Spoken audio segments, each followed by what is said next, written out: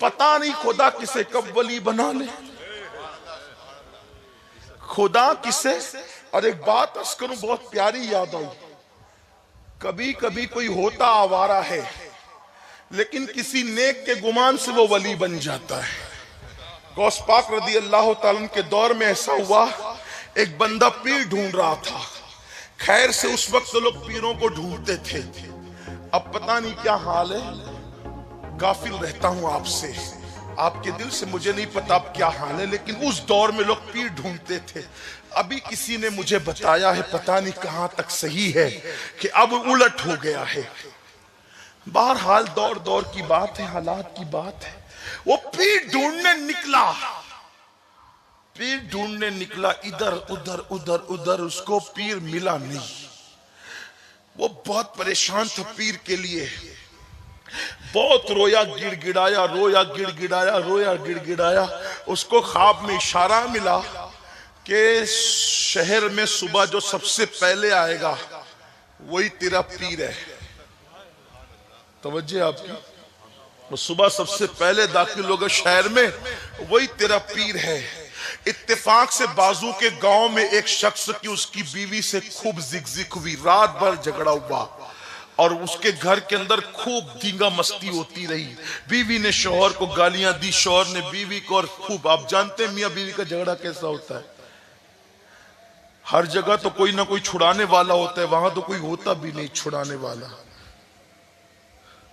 تو پھر وہ جھگڑے کی بات ہی اور اس کی نوبت ہی الگ ہوتی ہے۔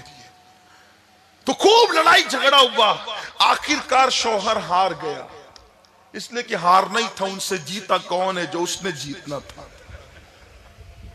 شوہر ہار گیا، اور ہارنے کے بعد اس نے سوچا کہ میں نے تو آج گھر چھوڑ دینا ہے، ٹھیک ہے اب میں تیرے ساتھ نہیں رہوں گا، اور شریف رہا ہوگا بیچارہ، گھر چھوڑ کے چلا گیا۔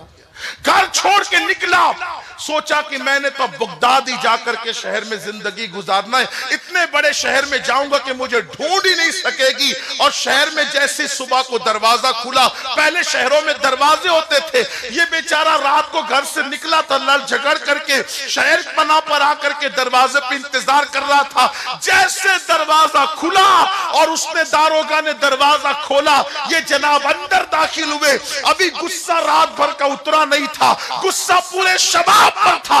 ایک بلا سے نکلا، دوسری بلا گلے پڑی، ایک بندہ قدم پکڑ کے کہتا ہے پیر جی مرید کر لیجئے،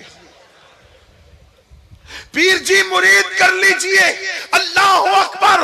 اس نے کہا جا بھائی، یہاں ایک مصیبت سے جان چھڑا کے آیا ہوں، تو کہا دوسرا میرے گلے پڑتا ہے؟ کہا نہیں، مجھے خواب میں اشارہ ہوا ہے کہ آپ میرے پیر ہیں، جو شہر میں پہلے داخل ہوگا وہ تیرا پیر ہوگا، آپ مرید کرے۔ کہا مجھے آتا نہیں، کچھ نہیں آتا، میں پیر نہیں ہوں، میں تجھے کیسے مرید کر سکتا ہوں؟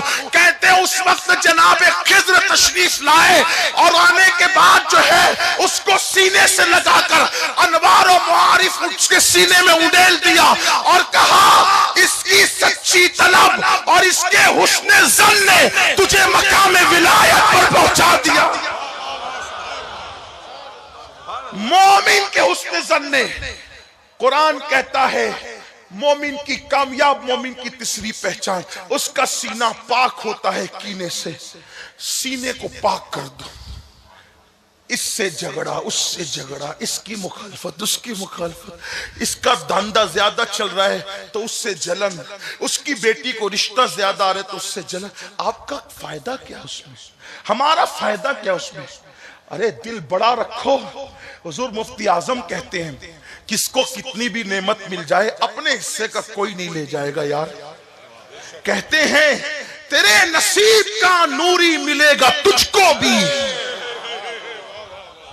تیرے نصیب کا نوری ملے گا تجھ کو بھی، لے آئے حصہ جو شاہ و گدا مدینے سے، جو ہمارے نصیب میں وہ ہمیں مل کر کے رہے گا.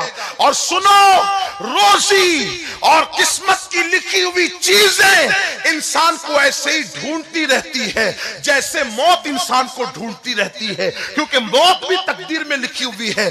اس لیے سینوں کو پاک کرو، اور جس دن تمہارے ہمارے سینے ہمارے دل کینوں سے پاک ہو جائیں گے، چہرے چمک جائیں گے اللہ کے انوار سے، عبادتوں میں سرور آئے گا، عبادتوں میں لذت آئے گی، عبادتوں میں کیف آئے گا. کسی کے پیر مت کاٹو، کسی کے پیر مت کھینچو، کسی کی عزت کے اندر جو ہے کسی کو ذلیل مت کرو، کسی کی ترقی میں رکاوٹ مت بنو. کسی کو ترقی پہ دیکھو، دعا کرو اللہ اسے اور عطا کرے.